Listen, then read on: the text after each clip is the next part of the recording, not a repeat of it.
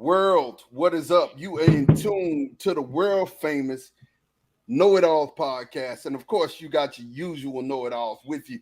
You got Tate at Tate Boy Fresh, Big G at Girly Sean. What is popping, Big Tate? How you doing today, man?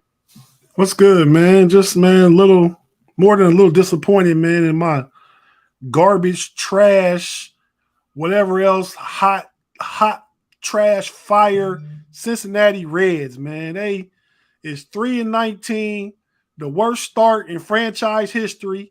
Beginning of the season, I let my big mouth get into it with two Cubs fans and bet $50 to both of them that the Reds have a better record than the Cubs. I may as well give these jokers their money now with 140 games left. Well, hey, it bees like that sometimes, but I can't control the rhyme. Big G, man, how you doing today, man? How is it? Man, I'm just that draft was great, man. I know we're gonna get into it, but man, it was one of the best drafts I've seen in a long time. And with the player personnel changes and the trades, man, it was just must-see TV for like at least 2.5 days, man. It was great. Yeah, man, definitely. And if you like the content that you're receiving here from the KnoitAllz, make sure that you like and subscribe. Like us on Facebook, subscribe on YouTube and Twitch when we go live. You will know about it, man. Definitely, we are going.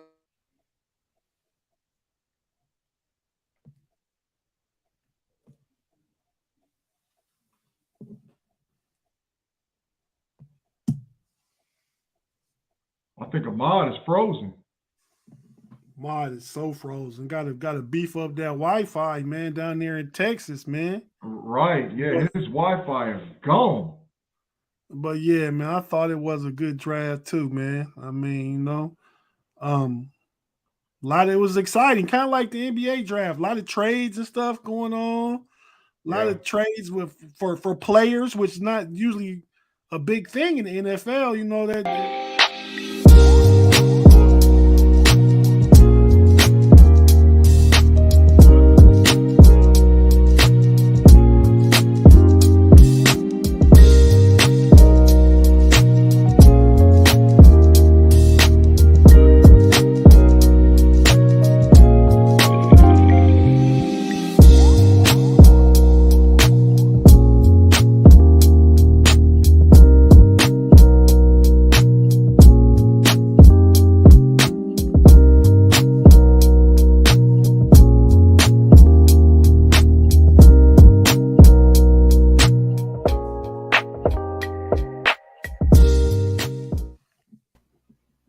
And what would we be without technical difficulties? All I heard was, I think Ahmad is frozen. Yo, man. And then I heard Tate say, Ahmad is so frozen. But look, man, we're going to definitely get into the podcast today, man. Listen, G said it earlier, and he said it right, man. It was an exciting draft that we got an opportunity to witness. I think what made it so exciting is the actual change in the guard as far as the way that the NFL game is being done now. You know, we have the 11 personnel being pushed to the forefront. Big G said it. He called it earlier when he was talking about, the way that wide receivers are going to be, the value that is going to be put on wide receivers. I heard a couple of people's take on that, saying that drafting wide receivers is going to be a norm, a thing of norm moving forward because of the way that 11 personnel is put out there. So shout out to Big G. You know, normally he has the Big G burners. These were not just burners. These were some actual factual. So I got to take off my hat to you on that, G, and give you some credit where credit is deserved. You called it. You didn't Forrest Gump your way into it. Like sometimes it does happen. You Forrest Gump your way into stuff, but that one you called it, man. You called it. So definitely thanks for that. But when we jump what's it mean when you Forrest Gump your way into something? I ain't hip.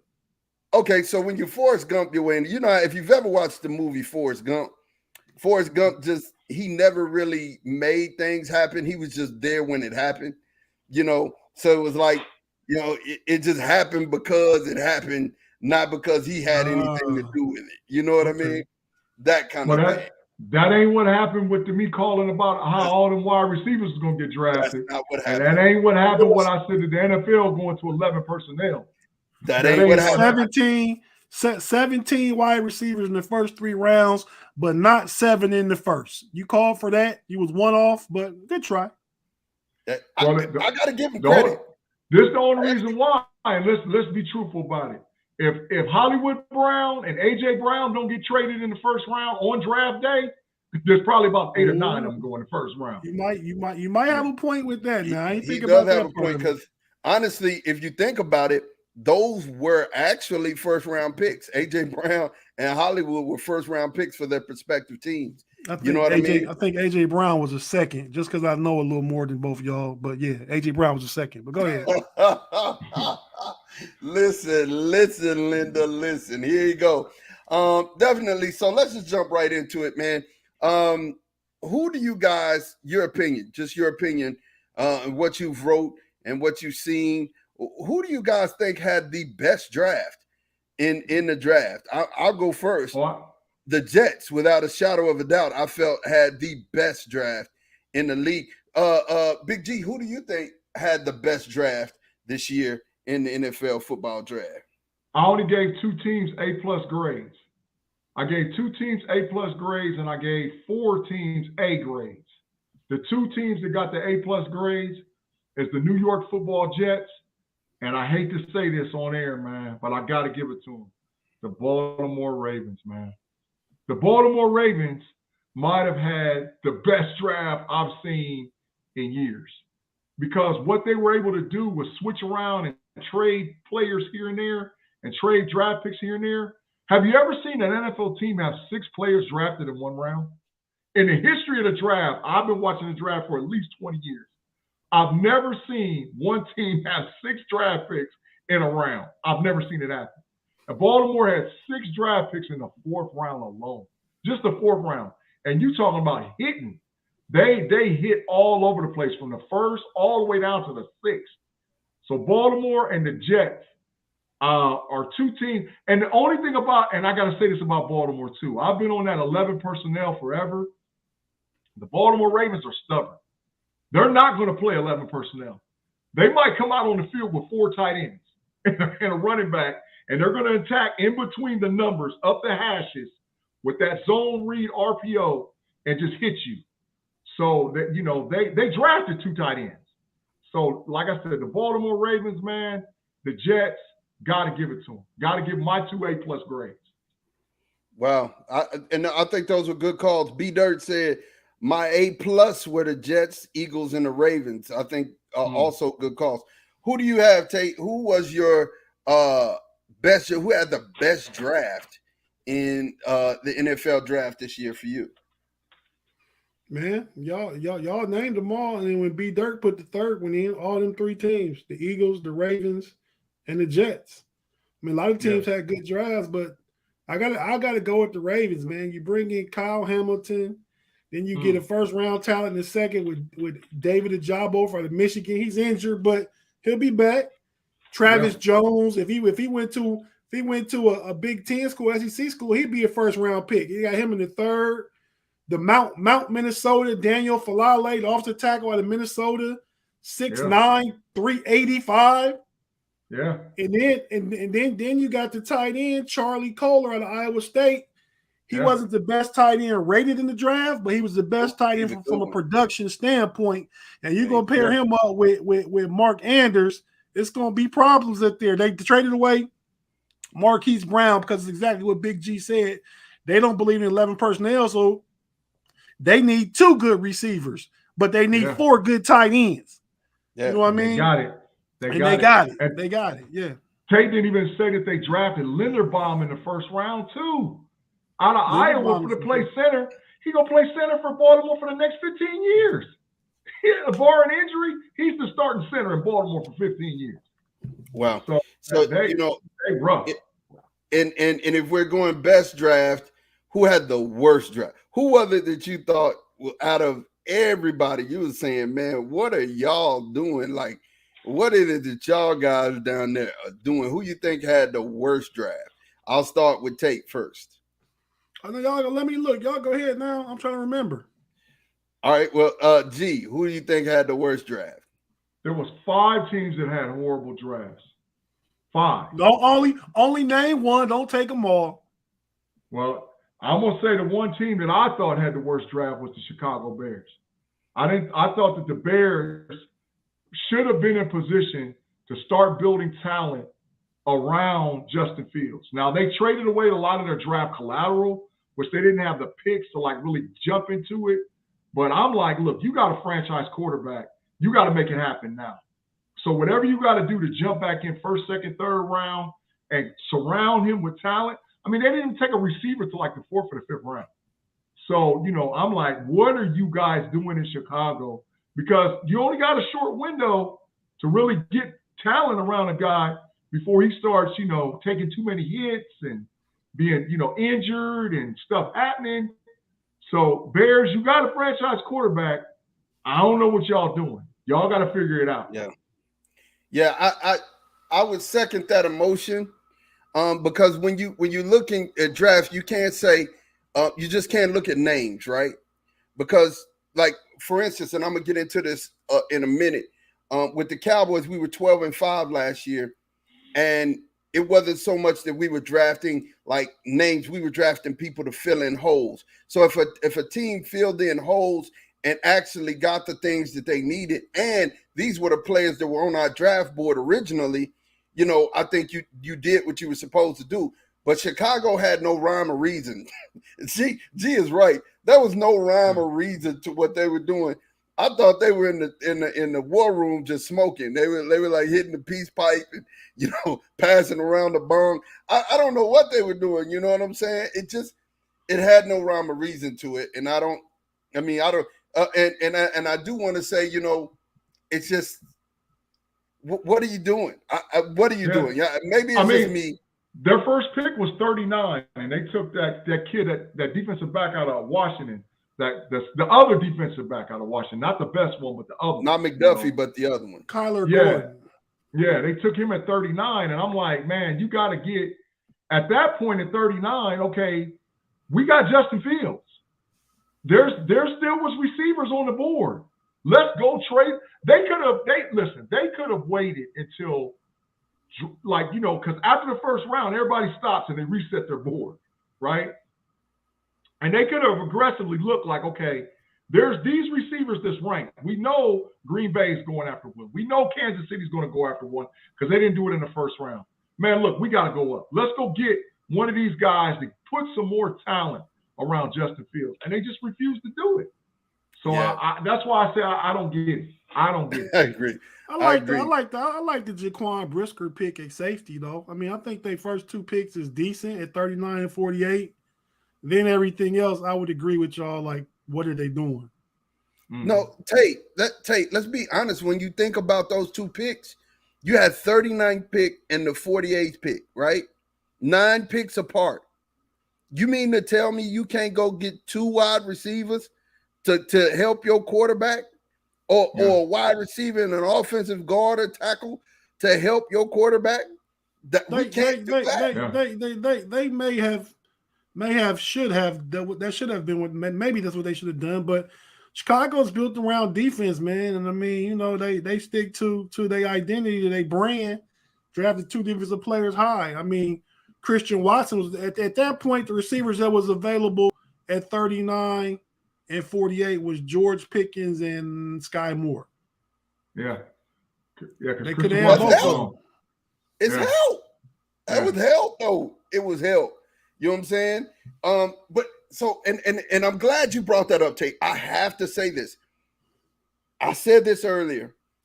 Gone are the days of the Chicago Bears and the Tampa Bay Buccaneers, the Baltimore Ravens, team who won just predicated on defenses. Offenses have to score. They've got to put up numbers because you can't stop some teams 11 personnel. You just can't do it. Right? There are some teams that have 11 personnel. Think about that Buffalo, Kansas City game in the playoffs. They were just going down, scoring on each other. It's just Right. because their 11 personnel is so beastly. What are you going to do? You know what I'm saying? It's like we're going to trade punches, trade haymakers, and defensively, like you said, you're saying you're building a brand in Chicago on defense, and they built the Bears. You think of they're defense, sticking to their brand with their right? picks. Yeah, but it's not. You got to change with the times. You have to change with the times. Those days are gone. You're not going to have this defense that stonewall offenses. It's just not going to happen, right? It's not going to happen. I mean, you can have an NFL all-pro defense out there on the field, and they're still going to get scored against if you have an all-pro offense out there as well. Because of but part of that is because of the rule changes too. Yes, absolutely. Part of that, absolutely. Agreed. Tate, who did you think had the worst draft? The Miami Dolphins. That was another one of mine. They was in my top 5. Yeah. Talk to us about why you think that they had one of the worst drafts. Well, they only had 4 picks, and they gave it all away to get Tyreek Hill. Right. So their first pick was at number 102, and they got the linebacker out of Georgia, Channing Tindall. I think he'll be a contributor. But their last 3 picks, I don't know. I know you might know about the wide receiver from Texas Tech, Eric Ezekuguma. Yeah, he's decent. I mean, he's not a game breaker, and he doesn't have. He's a possession wide receiver. There you go. Okay, well. They got a 7th round edge, Cameron Good out of Cal, and quarterback Skylar Thompson from Kansas State. So I guess he's not even going to back up too. Who they get? They got Teddy Bridgewater to back up too. Bridgewater backing up. Yeah, he's just a developmental guy to be in the practice squad for him. I mean, so I just feel like they got very little, and so they traded all those picks. They paying Tyreek Hill $30 million, gave up all those draft picks, and didn't really get nobody. So. For that, Miami is on my list of worst drafts. Yeah. Well, I got it, man. And to this wouldn't even be fair, wouldn't even be right. Both of us, all 3 of us are collective, but there are 2 teams represented in this podcast. And at 20 minutes, we got 10 where we could talk about 5 apiece, where we could talk about our team's draft. And definitely. I would be remiss if I wouldn't let you guys talk about what you think the Steelers did in the draft. Go ahead, man. Talk to me. Tate. Tell me what you think. What was the biggest highlight for you as far as the Steelers draft was concerned, and then tell me who you think is like even this. Let's talk about the compensatory or the undrafted free agents. Who you think was like a shiner in that one as well? Well, as far as the Steelers draft goes, man, I mean, I really like it. You know what I mean? We the first 4 rounds, we really addressed areas of need with high quality talent. We got Kenny Pickett in the first round. I was looking for Malik Willis, and that night I was in shock, like they didn't take Malik Willis. But then as time is going on, that night passed, the next day, I'm a little bit more on board with the Kenny Pickett, man. I like what he can do. He's somewhere a mixture between these guys, Tony Romo, Derek Carr, with some Joe Burrow swag. So I like that. I like that combination of players. In the second round, we took George Pickens. George Pickens had been a number 1 first round draft pick if he didn't get hurt. I mean, so his upside is really up there. I kind of got him like a comp to a AJ Green type. I mean, especially when he was beasting at Georgia, playing in that Georgia uniform. Reminds you a lot of AJ Green, 6'3", 195, sleek, linear. I like him. DeMarvin Leal, I liked him too. He's a lot of upside. This coming into this year, he was projected first round pick. Didn't have the season he may have wanted, but so we talking about pedigree guys right now, so that first round talent that's going to get coached up by Coach Dunbar and be a piece to come off the off the bench in rotation with that Steeler defense. I'll let Big G go ahead and address the rest of the draft or tell us what he thinks about it. G, so you. When I did my draft grades, a lot of teams, and I looked everywhere from the NFL Network across, most teams was giving Pittsburgh between a B and a B+ grade. And I'm not saying this because I'm a homer. I think the Steelers had an A- grade. I think that what they set themselves up with between free agency and what they're doing, we went from probably being one of the longer in the tooth NFL teams to now we're probably one of the youngest gun NFL teams if the players that we drafted turn out to be what we think they were pre-draft. I think, bottom line, we probably got the steal of the draft with Calvin Austin. I mean, there's no freaking way that kid should have slid to us. And for whatever reason, and it's been since Mike Tomlin has been the coach, right? He gets these guys as receivers in that 3rd and 4th and 5th round, and all of a sudden, they just blow up, And so I'm looking at, okay, we're going to play 11 personnel. Najee Harris, Kenny Pickett at quarterback, Freiermuth at tight end, and then you go 3 receivers. Well, you got Chase Claypool, Pickens, Deontay Johnson, and then now you got this little weapon that you can line him up anywhere, in the backfield, in the slot. You can even put him at the outside X. I went back and looked at his stats. This kid scored more touchdowns at the outside X than he did at the slot for his college team during his college years at Memphis. He was more of an X than he was a slot. And so you're talking about legit 4-3, legit speed. Oh, man. The Steelers are young and dangerous. Big G. Blind resume here. Mm-hmm. Okay, so Calvin Austin was picked round 4, 138. 4'3", 240. Okay, mm-hmm. blind resume. Round 5, pick 165, 4'2", 940. Who I'm talking about? For Pittsburgh, or that happened for the Steelers? Just a comp. I'm just saying. Tyreek Hill. Tyreek Hill. You exactly right. You exactly right. Tyreek Hill got picked. Go ahead. No, I'm saying, so I love this pick. I mean, the value to comp against Tyreek Hill in where you're taking, the round you're taking, the pick you're taking, and the speed you have, and the type of weapon you can be. I love this pick, man. And I thought, I'm just going to be honest with y'all. I was like, this is one of the best picks I've ever seen. This late in the draft, his measurables at the draft, I mean, his measurables at the combine was stupid, right? He was one of those receivers that stood out, and I was surprised he lasted that long. You guys. Hey, I got to tell you this too. Hayward, I'm telling y'all, just remember I said it on this show. They're going to find a way to use Hayward. And Hayward is a lot better football player than what a lot of people think. Hayward, they're going to find a whole bunch of ways to use Hayward. In that red zone, inside that 20, I'm telling y'all right now, get ready. These young Steelers is dangerous, man. They just got to put it all together and get coached. On the undrafted free agent side of things, what were you guys? What were you guys' big surprises? What are you looking at? Like, hey, this might work out. Were there a couple of players that y'all thought this might really work out? Well, I don't know all the players' names, but they built depth. They went offensive, defensive line depth like crazy. Tate probably knows some of the guys' names. I know some, but I'll let Tate say it. But what I want to point out is depth. They built depth in that offensive and defensive line. It's a few people I like. I like Tyree Johnson, edge out of Florida State, outside line, not Florida State, Texas A&M.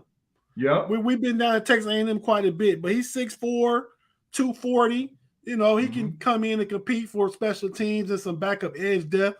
They got the running back. We needed a running back. We picked up one Oklahoma State's running back. Yeah, Sanders. What's his name? Not Saunders, but I know you're talking about. Yeah, I think you're right though. Yeah. So I like a few of those pickups. We got a cornerback too, also out of USC. Yeah. He was a highly regarded, high school recruit. So I just like to get talent in the room. I like to comment real quick though on the 7th round pick, the quarterback, Chris Odulikun. Love it. Yeah, I mean, he's not out of South Dakota State. I like him. He's going to be the fourth arm in camp. We wanted 4 arms in camp.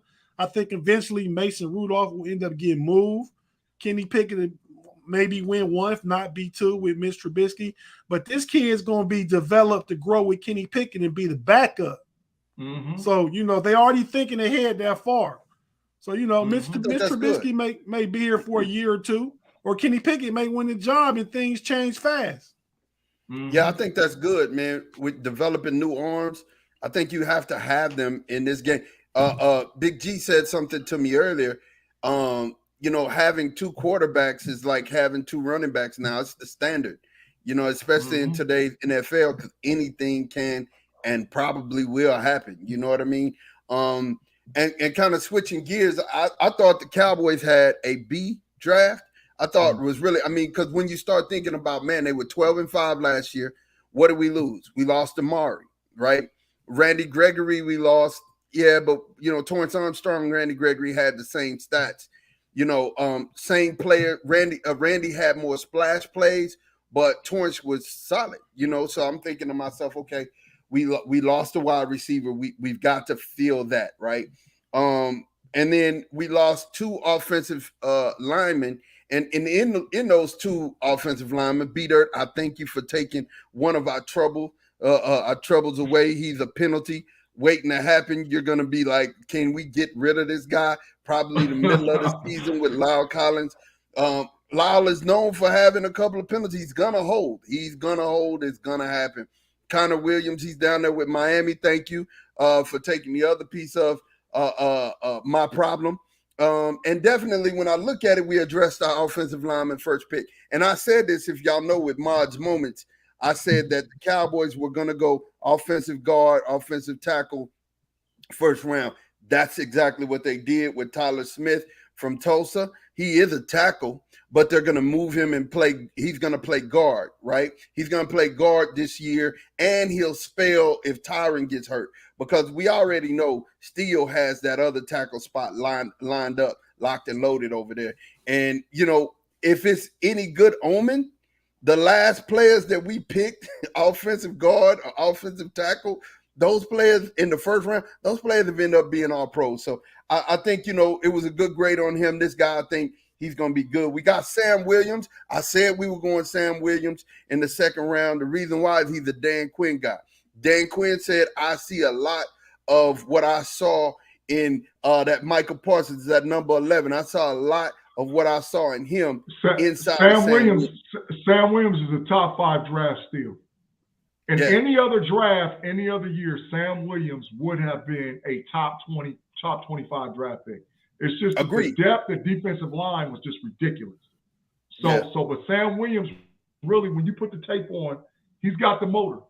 At Ole Miss, 12 and a half sacks in the SEC. You can't laugh at that. You know what I'm saying?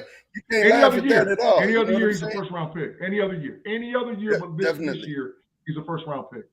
Definitely. And then Jalen Tolbert from Alabama, from South Alabama. I really think, and you heard me say this here first, this is a guy who's not only going to make the team, who's not only going to be a crucial part of the team. I think he scores over 5 touchdowns this year, and I think he has over 700-800 yards receiving. I really think he's very comparable to a CeeDee Lamb. If you watch how he catches the ball in space. He high points the ball really, really well. He gets open. And against the big teams, he went and he acted a purity donkey. You're saying this kid as a rookie is going to get how much? On a team I think he gets over 600 yards. I think he gets about 4 or 5 touchdowns this year. Easy. Tape, mark the tape. Tape. At 30 minutes. 30 minutes, May 1st. No, I'm just trying to let Mod get through all his picks and all his hypeness. Then we'll come back and talk about it. And just to say, the steal for me in this draft was John Ridgeway. John Ridgeway was a steal. From Arkansas, defensive tackle from Arkansas. I watched 3 of their games this year. The boy was just a dominant force down there and he played nose guard tackle, right? So a lot of times, they're in the 3-4 and he's the pivot man right here, and he's taking on 2 blockers and getting in the backfield. Mm-hmm. This dude is a hoss, 6'6". I think he's like 6'6", 300, 320 and some change. He's a hoss, man, and we needed something like that. I wanted us to try to move up and get Jordan Davis. I thought that would have been a good pick, but getting Ridgeway here, I think, is really good. And another steal I thought was Damone Clark. Yes, I know everybody's already talking. He had the spinal fusion and that kind of thing. I don't think he plays till November, December. And if he wanted to play next year, it would be cool with me. But you got to understand, the man played this year. He was a Butkus Award finalist. He was second in the nation in tackles, and he led LSU into a dog. I'm saying a pure D dog. And had he not had surgery, he's a second-round grade, right?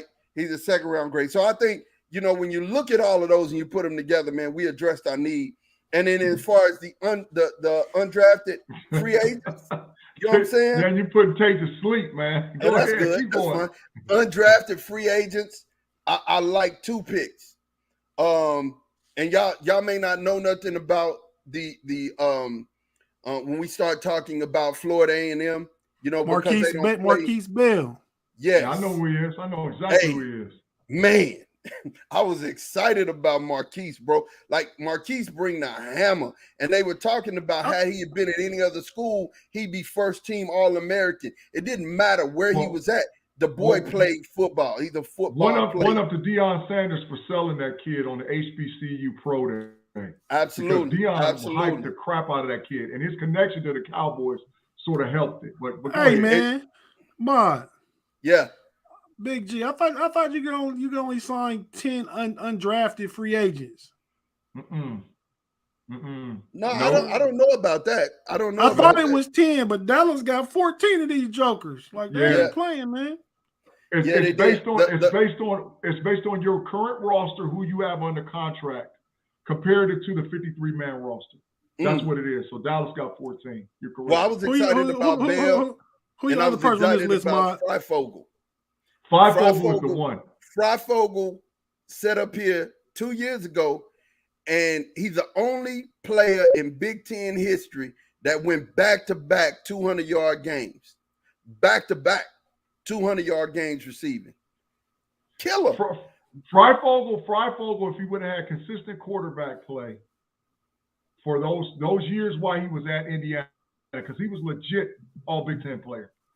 So he had inconsistent quarterback play. But that kid can play, man. I mean, you put the tape on and he lit Ohio State up a couple times. He lit Ohio State up, man. He lit us up, man. Lit him up for 200 yards. Yeah. 200 yards. He went 200 back-to-back. Ohio State and Michigan, back-to-back 200. Yeah. Can't be that bad. He'll make the team. He'll push to make the team. I don't know if he's going to be more than. Well, you can't have him both and the kid Jalen Tolbert. One of them not gonna do something. True. Noah Brown is in trouble getting cut by Dallas. So, man. That's what's going on. But if you look at it, Michael Gallup won't play till the 3rd, 4th week of the year, right? Because he's still rebounding. So we need another receiver. Noah Brown is there. We have CeeDee Lamb, and we were 2 receivers short because we lost 2. So we were 2 receivers short. But you got CeeDee Lamb, you got Gallup, you got James Washington, you got Noah Brown. And so you saying both these other guys gonna make it? Tolbert and I think Tolbert and Freifogel make the roster. I think Tolbert and Freifogel make the and Noah Brown. I think Big G said it. I think he's a casualty. I think he's a casualty of war because go ahead, Tate. Well, I just feel like y'all like Noah Brown. I feel like Noah Brown Noah Brown was an Ohio State player, was a highly recruited. I mean, I think he's perfectly fit to be that 4th receiver, that big physical possession receiver who blocks, who plays special teams. I mean, most teams keep 6 receivers, so it could be those 4, and then them 2 still make it. But my question was about you just skipped over tight end Jake Ferguson. I like Jake. I like Jake, but I was getting to that because here's my last take on the Cowboys, and I'm done. I feel like in the draft room, everybody looked around at each other and said, we will not be out physicaled again, right? Every last one of the players we got is physical, and he is one of them. That tight end right there may not be the best pass catcher or the one you're going after, but he is raw, he is physical, and he's going to bring attitude to the field. And I think, that's what we need. We need an attitude to where we can't get pushed around. We can't get pushed around. We can't get mushed around. We can't get out physical ever again. Can't happen.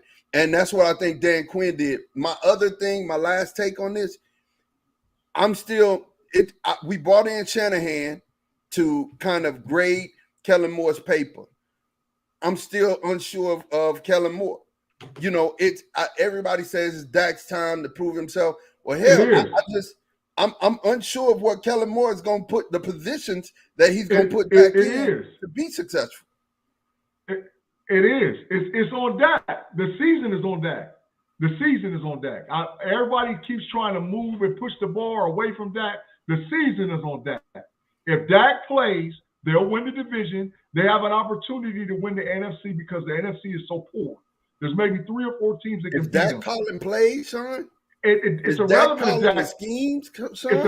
It's irrelevant. Dak has to play. Every play. So you're telling me coaching doesn't matter? That's what you're saying. No. What I'm telling you is that you're saying coaching doesn't matter. I didn't say that. I said that every play is designed to score a touchdown. That's why they call the plays that they call. Every play is designed to score a touchdown. I've never seen an offensive coordinator or defensive coordinator put a uniform on and play. Hey man, wasn't Kellen Moore there when Zach was getting all his big numbers that got him the big contract? Dak was getting, and it wasn't Kellen Moore's game. Then it was whatchamacallit. It was a redhead. What's his name? We traded away to the Giants. I promise you. What's his name? Jason Garrett. It was Jason Garrett. But Kellen Moore was still offensive coordinator. I'm talking about that year. I'm talking about that year they beat Atlanta with the onside. The year Dak got hurt, before he got hurt, Dak was blowing up.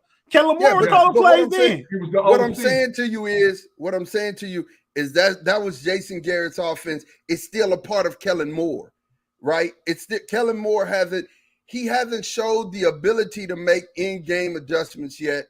And maybe, that's why I said maybe Shanahan being there, grading his newspaper or grading his playbook is going to help him get better. But as for right now, I don't have any faith in Kellen Moore. I don't have any faith. Check this out.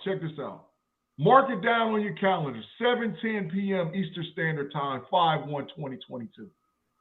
Whatever quarterback in the NFC least plays the best, their team's going to win the division. So if Jalen Hurts outplays Dak Prescott, Dallas will not win the division. I'm telling you right now, it's on Dak. It ain't on no wide receiver. It ain't on no coach. It ain't on none of that. It's Dak's job. I tell you what, Big G, Dallas definitely don't got no 6-0 in the NFC least this year. It ain't gonna be no cakewalk. I'm trying to tell you. I mean, it's definitely not going to be a cakewalk for a 12-5 team. I think definitely you're going to see a fight. If Dak doesn't win at least one playoff game, it's time for the Dallas Cowboys to move on from Dak Prescott. If you don't win at least one playoff game, it's time to go. I don't understand how you can say that coaching doesn't matter. It does matter, but coaches don't play games. Coaches, they write up schemes. But Sean, they'll analyze the coaches put you in position, and we got to move on from this after this. But coaches put you in position to be successful. Dallas played Philly twice, Tennessee. They played the Bengals. They played Tampa Bay. They played the Rams. Mm-hmm. They played Green Bay. Yeah. Woo, they got tough schedule, man. They look at 9-8. They look at 9-8 in the face. I've already told you. I've already put corner time on that. Yeah. I've already put corner time on the fact that we'll win 13 games. And if Jalen we'll win jumps, 13 games. 13 games, we'll win 13 this year. Tate, we got it. That's the wonderful thing about videotape. We got it, so don't worry about it. Yeah. When I put him in the corner, don't worry about it. But like I said, if Jalen Hurts jumps, which I'm telling you, Jalen Hurts is going to jump. I am telling you, he might not jump like Justin Herbert, but Jalen Hurts is going to jump. You got a guy like A.J. Brown that you added to him. He's got 2 dog tight ends. Now Devin Smith doesn't have to be the primary receiver. Jalen's jumping. So Dak better lace him up, because I'm telling you, and the Eagles got a better defense. Dak better come to play.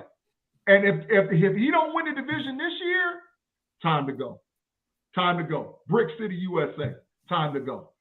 Time to move on and get another quarterback. Like I said, I like B Dirt. No, that's what I'm saying. 13. He's tripping. I like that tripping. Because guess what?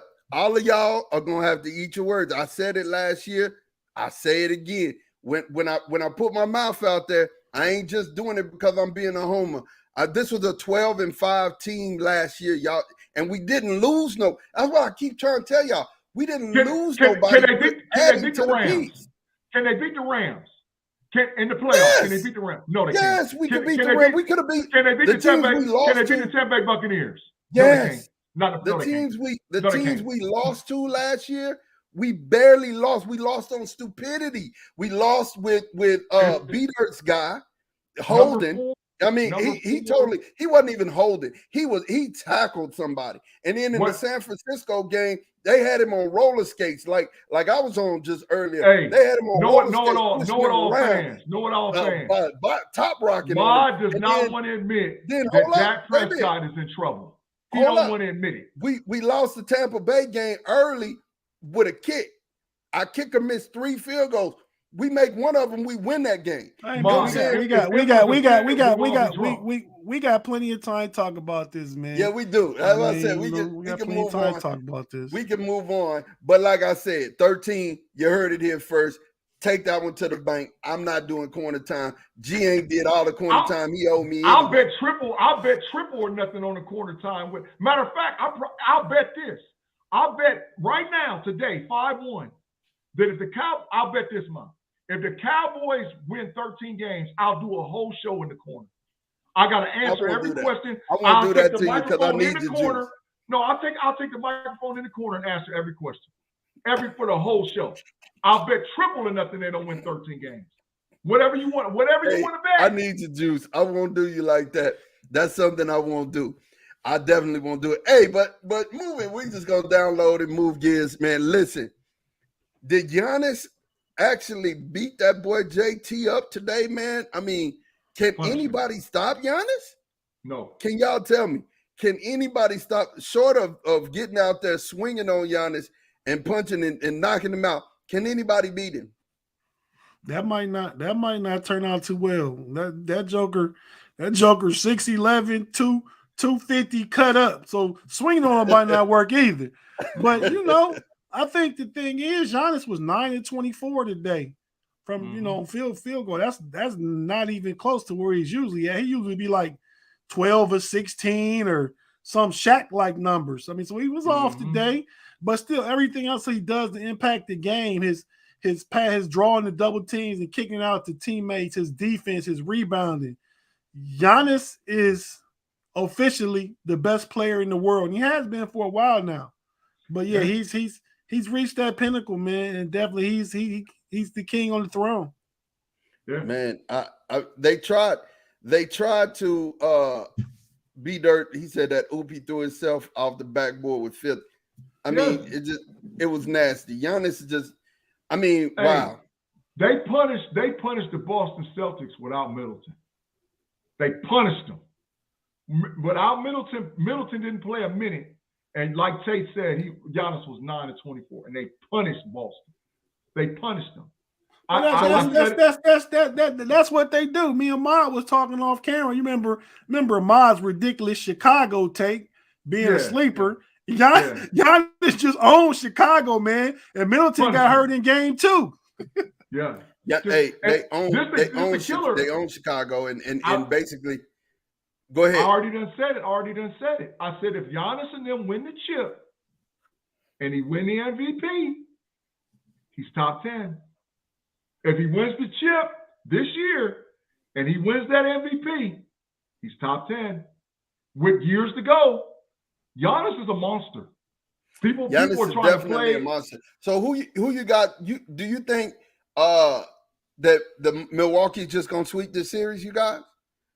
No sweep. They ain't sweeping. I mean, cause JT top 10 right now though. Yeah, I agree. Yeah, I agree. JT. I mean, because what he did against KD defensively and then carried Boston offensively too. I mean, he been on the cusp, but he there now. There now. I really like that young guy. And he only 24 years old. Yeah. And it seemed like he's been in the league for like 20 years. It seems like we've been talking about him for like 20 years, man. And he's a baby. Let's not talk about how they fleeced Philly, how they traded the number 1 pick so Philly could get Ben Simmons, and they came down to number 3 and got Jason Tatum. Yeah. And Markelle Fultz was picked second. Or no, number first, 1. maybe. Fultz went He was first. picked number 1. Yeah. No, that wasn't the Ben Simmons draft. That was the year after. Mm-hmm. Anyway, but he was the best player in that draft. Here's my thing. So, moving on to the next game that we saw today, Memphis and Golden State. That was a close game today, you guys. That came down to the wire, and Ja missed a open layup. Well, I mean a contested layup. You know, do you see that one going the distance, or do you see Golden State running away with it? Tate, you got it. Man, my take on it, man, I was expecting Memphis to win today. I think losing the first game at home, that close is going to cost them. I could not at this point. I could have seen it going 6-7 games. Now Golden State got a freebie. They up 1-0. They got home court advantage. I can see it going 4-1 now. Yeah. So go ahead. When does Steven Adams come back from protocol? Next game. He should be clear. Next game. Yeah, he should be clear. Memphis, okay, so this is my take on Memphis. They're learning how to win, right? They're putting themselves in situations where it shouldn't even been that close anyway, right? You can't have your second and third best players lay eggs. They're learning how to win. You can't say that, man. Golden State, everybody shoot. Everybody can shoot, dog. Everybody can shoot. If it's trust and believe.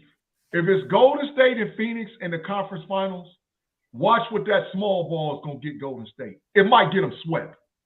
It might get them swept up out of there, bro. And if they go against Milwaukee, they really in trouble. They up out of here, bro.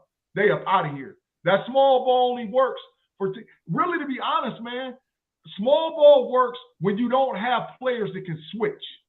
But when you can play 5 guys like Phoenix plays, and you can switch every screen, come on, man. It ain't gonna work. That's why I asked when Steven Adams coming back, because they can get real physical and big with Golden State now. Right. You bring Steven Adams back, and you got Jaren Jackson in there, and you bring that Brandon Clark off the bench. Yeah, they can bully Golden State now.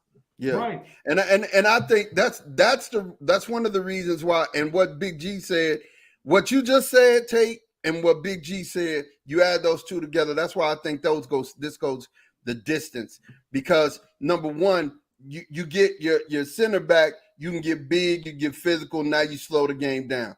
The other thing is that, you know, Golden State can only play small. That's the way that they are, right? Exactly. So, you know, this team, you're gonna have to run every game. What's that?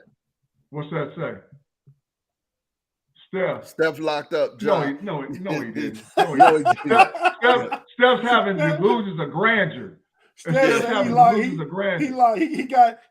got in John's papers, man. Man, get out of here. Man. He got in John's papers, and John had 34. Get out of here, man. John actually got fouled on that play. On that last play, Ja actually got fouled. He blocked the shot, But after that, he got hacked in the face. He got in his papers and he had 34. Come on, man. But he said he said in the fourth quarter. But hey, Ma, what your Dallas boys gonna do against Phoenix, man? Hey, first of all, they wasn't supposed to make it. This is another one where somebody I know has corner time. Anybody can beat Utah. But I mean, you called it. You called it, but you said they weren't supposed to make it.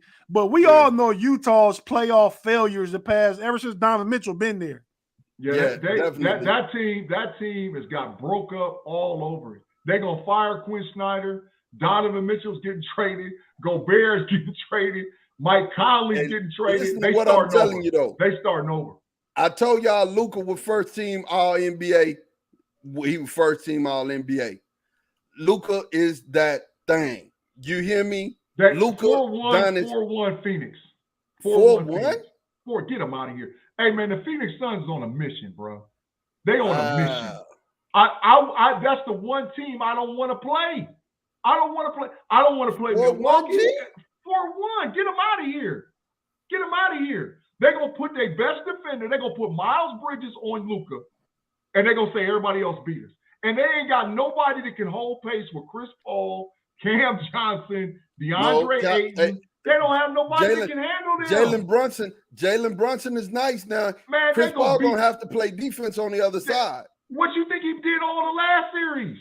What you think he did to CJ McCullough? What you think he did to CJ McCullough in the last series, bro? CJ McCullough. Chris Paul was 14 of 14 that last game, bro. He was 14 of 14. They're not losing. CP3. I'm not doubting that, but I'm saying to you,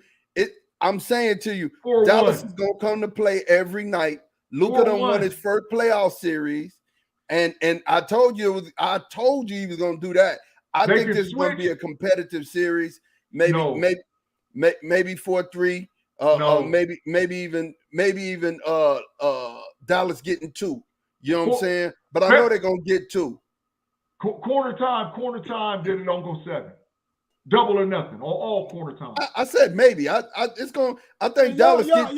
Y'all always talking corner time, and I didn't yet to see one of y'all turn around and be in a corner during the show. I'm not doing. If I lose, I'm gonna do my corner time, right? The person who's been losing is not doing their corner time. I just want to see one of y'all big backs just facing the screen here, facing the camera. How much quarter time I owe you, man? You owe me 4. You owe me 4 now. But listen, on the last 5 minutes of a show, you got to give me corner time. I'll do it next week. I got you. I'm gonna sit right do it now. Turn around, do it now. So both y'all can start fresh. I'm not doing it now. I'm gonna do it because I got to be prepared to do it. Yeah, last 5 minutes of the show. What kind of preparation do it take for corner time? Hey man, if you got, I'll accept it next week. I will gladly accept my corner time next week. It's my corner time. He said he's gonna do it next week. I'm gonna do it. Accept my corner time from him next week, Tate. I need you to bet double or nothing about your so-called quote unquote trash Dallas Mavericks. Because I'm telling you right now, they up out of here.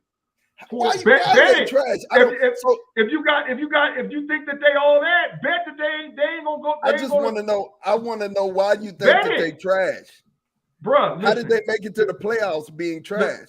Let me explain about the Dallas Mavericks, man. Let me explain about the take a turn around. Let me explain about the Dallas Mavericks. You put Miles Bridges on Luka, and then they can switch every screen. That's how it works. Dallas is not going to be standing around the 3. See, Utah killed them because they couldn't switch. They couldn't switch every screen. I tell you what we're going to do. Dallas was shooting so many wide open threes. I tell you what we're going to do. We're going to look tomorrow. Dallas didn't play tomorrow, right, Tate? Yep. I think they do, yeah. Okay, so tomorrow we going to have that conversation, you and I. We definitely going to have that conversation. So we got Dallas. We got Phoenix. We got Memphis. We got Golden State. We have Boston. And we have Milwaukee. Last series is Philly and who's Philly playing? Miami. Bye, Philly. Joel Embiid hurt too? Yeah, they snake bitten. Joel Embiid is hurt. Let's talk about that. How long is Embiid out? Indefinitely. Yeah. Broken orbital bone. Oh, wow. Mm-hmm. Wow. They snake bitten in Philly, man. They snake bitten. Ever since that whole They drafted Markelle Fultz with their number 1 overall pick, which was the most ridiculous number 1 pick I've ever seen. That was the dumbest thing ever. You know, and ever since then, and they was like, trust the process and all whatever else. And then you traded away Ben Simmons. Yeah, you got James Harden, but your team doesn't make sense. Yeah, you got to wash James Harden. Wash. Yeah. You think he washed? He's slow. Yeah, he's slow. You think he washed? Hey, watch what buckets do to this dude. Just watch what buckets does. Well, you know, Jimmy Buckets is Jimmy Buckets, baby. Watch what he do, man. And they're gonna switch. And that game 1 is tomorrow too, right? Right. Yeah, it's gonna be a series though. I mean, I ain't gonna just count Philly out. That's at least 4-2 also. I mean, I think James Harden he got opportunity to prove himself and disprove all the other playoff failures. Tobias Harris and Maxey. I mean, of course, Jordan B's the MVP. Maxey's a baller. I mean, we'll see though. Yeah. And who was behind Joel at big? It was DeAndre Jordan now. Yeah. DeAndre No help. Jordan. No help. I don't know if DeAndre Jordan is the DeAndre Jordan of the past, but I'll say it like this: you're gonna need big help. You're gonna need big help for real. You're gonna need big help. DeAndre Jordan and James Harden both at the sink doing this. What's that mean? What they doing? They washing up, bro. Washing up. They washed.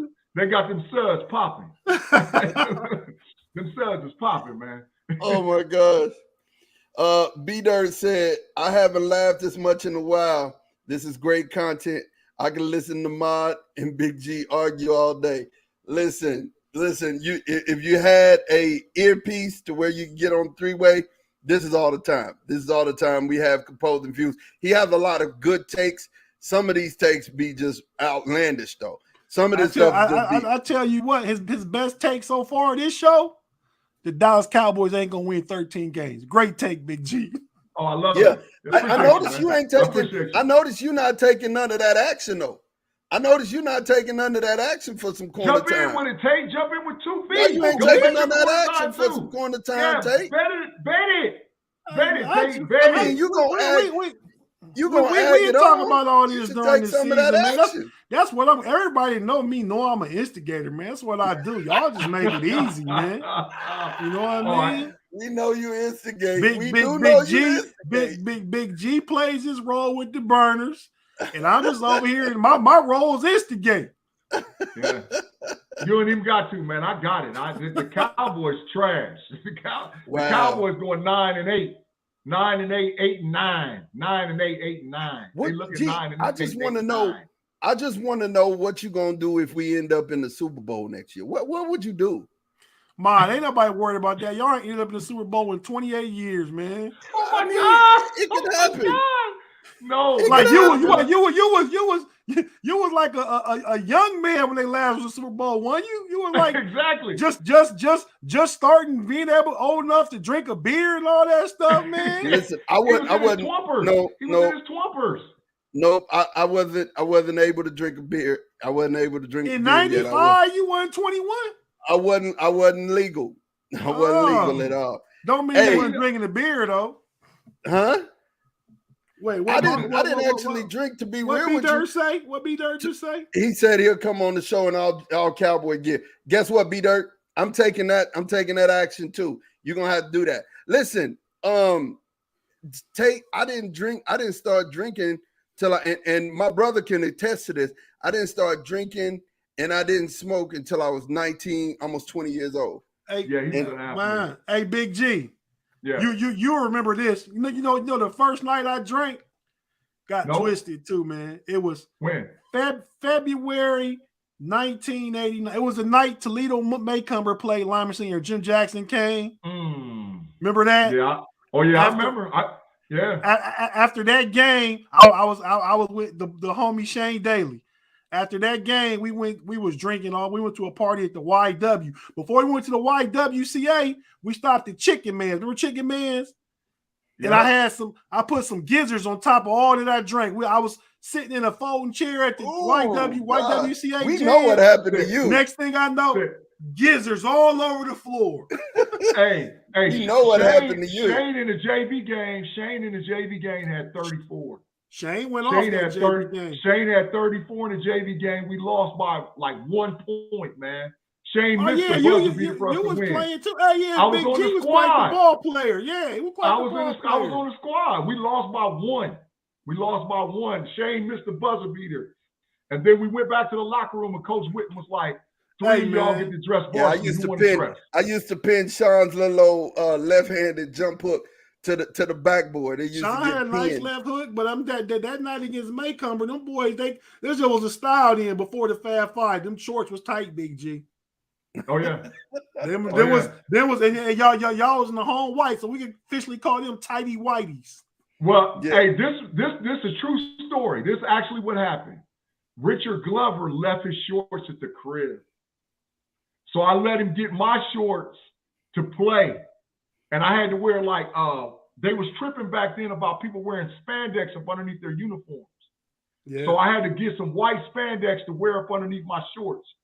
But Glover had left his shorts, and I let him get my shorts because they was real big. They said, hey, girlie, give us your shorts. You don't need them. Yeah. And Richard needed it. I mean, he went off against Jimmy Jackson. He had like 30-something against Jimmy. Richard, you remember that's when Jimmy Jackson swatted scoop stuff up in the stands early in the game. Yeah, that was Greg Simpson's first game starting varsity. First game ever starting varsity. Yep.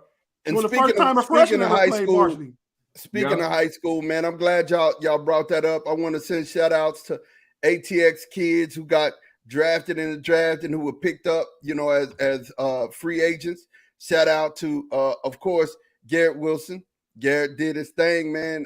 Drafted by the Jets. Hey, you need to stop claiming Garrett Wilson. ATX Garrett kid. Wilson. No, he ain't. Garrett Wilson ATX was born. kid. No, hold it.